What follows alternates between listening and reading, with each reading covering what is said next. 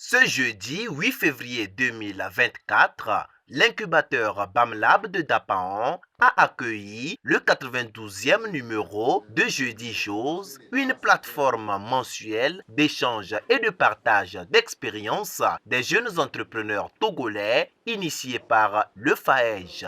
Placé sous le thème « Les défis de la compétitivité des entreprises en situation de crise sécuritaire », la rencontre de Dapaon a permis d'échanger sur les difficultés auxquelles sont confrontés les jeunes entrepreneurs de la région des Savanes depuis le début de la crise sécuritaire. En effet, la crise sécuritaire a engendré pour les entrepreneurs locaux des difficultés telles que les interruptions ponctuées des activités, l'augmentation des coûts, la diminution de la confiance des investisseurs, la perturbation des chaînes d'approvisionnement, etc.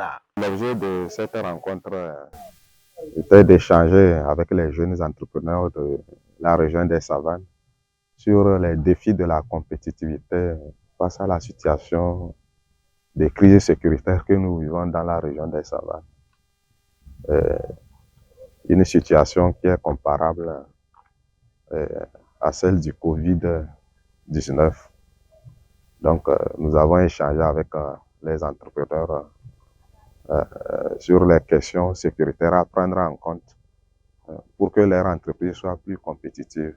Les plus de 65 entrepreneurs présents ont discuté avec le consultant sur les défis à relever et les moyens à mettre en œuvre pour faire face aux difficultés. En gros, les discussions ont porté sur la situation des entreprises togolaises durant cette crise sécuritaire, les secteurs les plus touchés, les solutions préconisées pour renforcer la compétitivité des entreprises dans ces circonstances difficiles. À en croire le consultant formateur, les objectifs fixés à la base ont été atteints. Nous pensons bien que le message est passé, puisqu'il y a eu beaucoup de questions.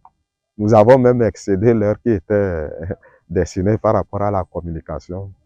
Il y a eu aussi des apports d'autres entrepreneurs qui ont déjà fait des expériences de terrain. Nous avons quand même donné des solutions par rapport à la situation que nous vivons dans la région des Savanes. Entre autres, on les a motivés à être dans des réseaux, voilà, et adopter aussi d'autres stratégies, par exemple la certification des produits et services pour mieux être compétitifs sur le marché national, voire international. D'autres solutions par rapport à la formation du personnel, mettre l'accent sur les compétences individuelles et collectives. À la fin de la rencontre, les participants ont exprimé leur satisfaction et émis des souhaits à l'endroit du FAEJ. Je m'informe pour tout ce que FAEJ a fait pour nous, pour les conseils et pour les formations qu'il est en train de nous former. Je lui remercie et puis je remercie aussi le président de l'État aussi et les formateurs de tous les conseils qui sont en train de nous former. Que ces rencontres-là se tiennent régulièrement pour plus d'informations. On sera bien outillé, on aura bien des informations et on va faire bien les échanges. Si c'est régulier, je pense qu'on va lever le défi des entrepreneurs de la région des Savanes. Le FAEJ fait de telle sorte pour les aider à certifier leurs produits. C'est vrai, on fabrique, mais on n'a pas la certification, on n'arrive pas à exporter ça. Même sur l'étendue du territoire, il y a d'autres acheteurs qui demandent que nos produits soient certifiés. Et le coût de la certification est tellement élevé et on voudrait que le FAEJ fasse de telle sorte à accompagner les jeunes qui sont déjà dans le domaine.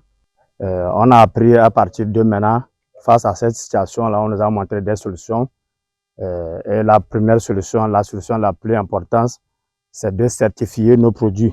Je remercie le FAEJ pour la formation qu'on a reçue et les financements qu'on a reçus de part et d'autre pour ce qui fait concernant les jeunes entrepreneurs dans la région des Savanes.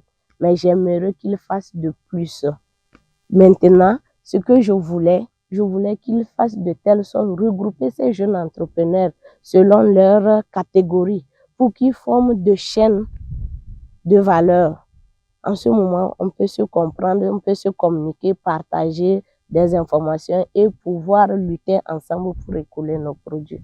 Lancé en 2015 par le FAEJ, Jeudi Jose se tient chaque deuxième jeudi du mois et se veut un creuset permettant aux gouvernants et aux jeunes de consolider la fibre entrepreneuriale.